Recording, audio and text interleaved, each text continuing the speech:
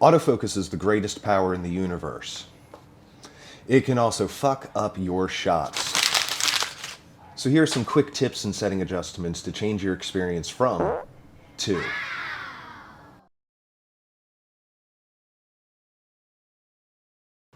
What's up, Kelly here. We're going to pixel peep and video critique the autofocus performance of the A7C with the Tamron 28-200 and how the issues that I had were all based in user, ability, and knowledge base. In other words, I was a dummy and needed schooling. And there's no better teacher than experience or a Swift.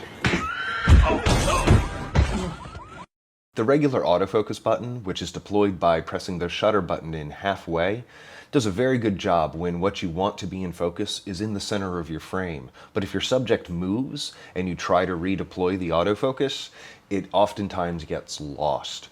And you end up with either a slightly blurry picture or a very blurry picture. We'll use these images of my friend's dog as examples of these issues. So you can see in this picture that we're using a very small f-stop where it's kind of fuzzy in the background, and when you go in on her eye, you can see, I mean, we're really far in on this picture, right?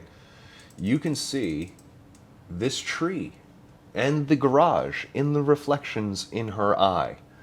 And they're almost crystal clear. Every little fiber of fur, you can see this, every wrinkle of skin around her eye. Very good locking in. And the dogs are moving around and being ridiculous. They're dogs. They don't sit still at all. So the eye autofocus does a very good job when, like I said, when it's in the center of the screen. Same thing with this one. She was in the middle of barking. She was literally hopping in the air and barking at the same time. And the eye autofocus was able to lock in. Look at how crystal clear that is. I mean, she's making a funny face, but you can see me taking the picture in the reflection. You can see the clouds in the sky. So like I say, there are so many examples of how well it does, especially when your subject is in the center of the frame. But if there's two subjects in the frame, see, this looks okay until we actually scroll in and we go, oh, I mean, it's not terrible, but it didn't lock in on her eye. And it definitely didn't lock in on the other girl's eye at all. It was focused on her shoulder here, not on her eye. So the issue that happened with this picture could be resolved in one of three ways.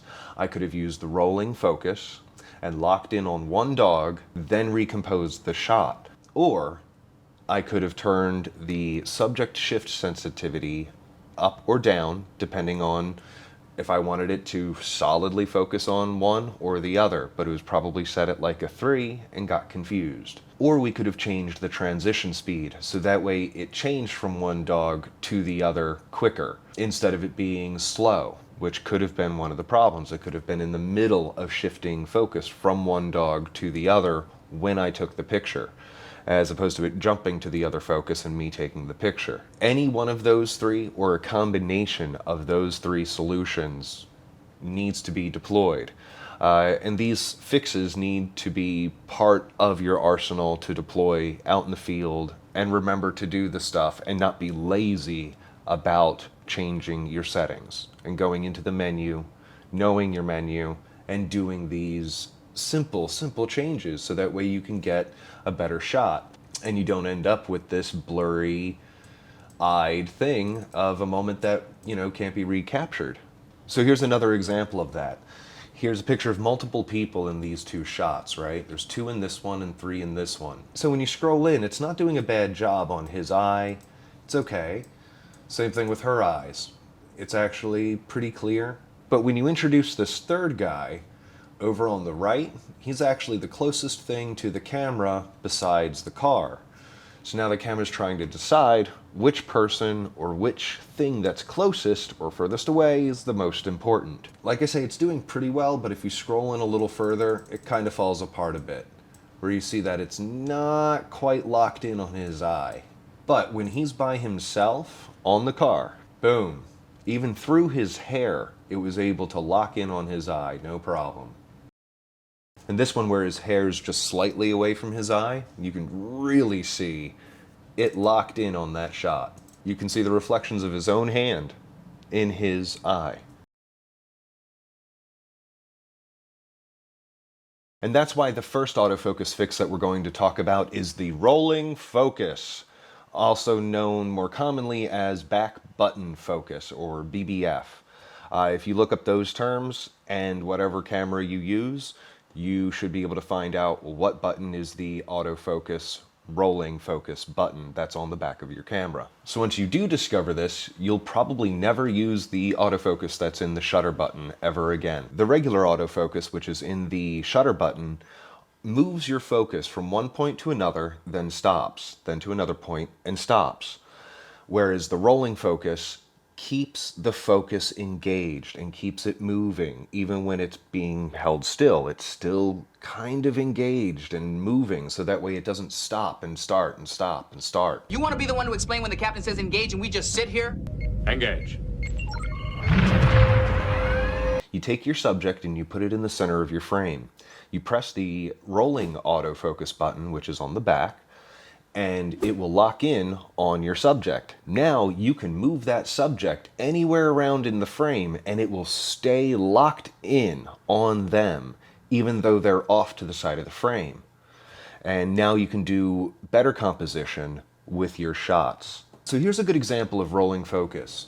I focused in on this guy with the button on the back, and then I could move him to the lower right-hand corner of the shot, allowing him to stay in focus, but for him to be nowhere close to the middle of the frame. If I wasn't using the rolling focus, it would have shifted the focus out here to the people out on this little outcropping of rocks, and wouldn't have been crispy on him, which was the shot I was trying to get. And it was successful because I deployed the right things at the right time. Same thing with this shot here. We have the rocks really close to the lens, and typically it would have shifted the focus to the rocks. But because you use the rolling focus, focus on the people that are right in front of the rocks, then slide the frame down, recomposing your shot. And it keeps that crispiness right on the people out there. So if we go ahead and zoom out here, we can see her eyeball, even though it's in almost black shadow. So the second thing we're going to be talking about is when things are moving fast and they're moving towards you or away from you, and your autofocus is going to have trouble keeping up with it. Or if other things go in front of your subject, the focus will change to that other object. Two settings that we're going to have to look at are transition speed and subject shift sensitivity. The transition speed changes how fast the focus moves from one area to another, or one subject to another. So if it's fast, it'll move very fast between the two. It'll go zoom into another focus.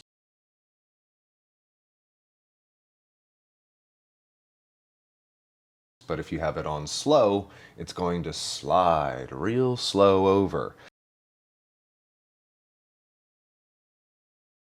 So something's moving towards you quickly and it's having trouble locking in, it's moving slow and it's not going to have enough time. So you need to turn up the speed so that way it can lock in on a subject that's moving quickly towards you or away from you. And subject shift sensitivity is going to change whether it's going to change subjects when something else comes in close to the camera, like this. Will it stay focused on this hand, or will it focus on this hand because it slid in front? We have the subject shift sensitivity set to a 5, which is responsive.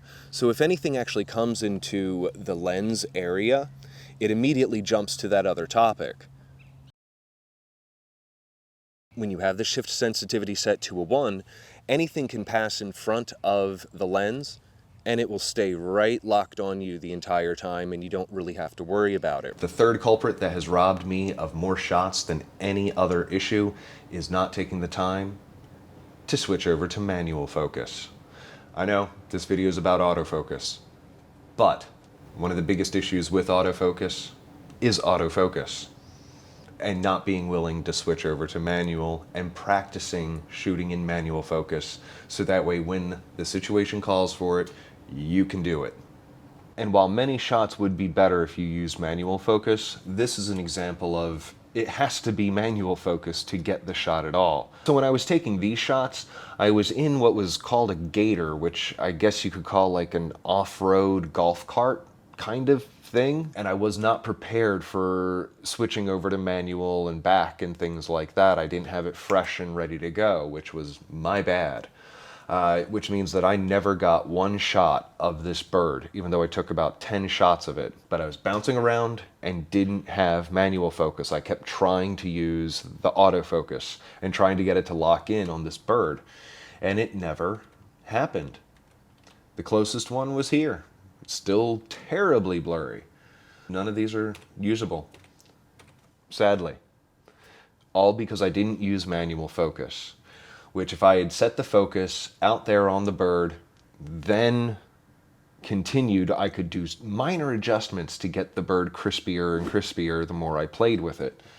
But like I say, you have to be ready to deploy your tools. If they're not fresh, you can't deploy them.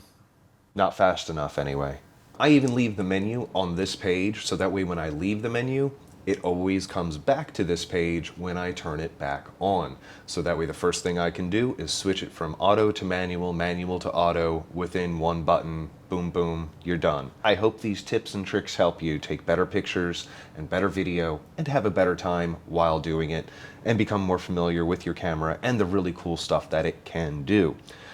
Please like, subscribe, ring the bell. We'll see you right back here at Kid Squid Studios where it all comes together. Till next time, stay safe. Keep creative.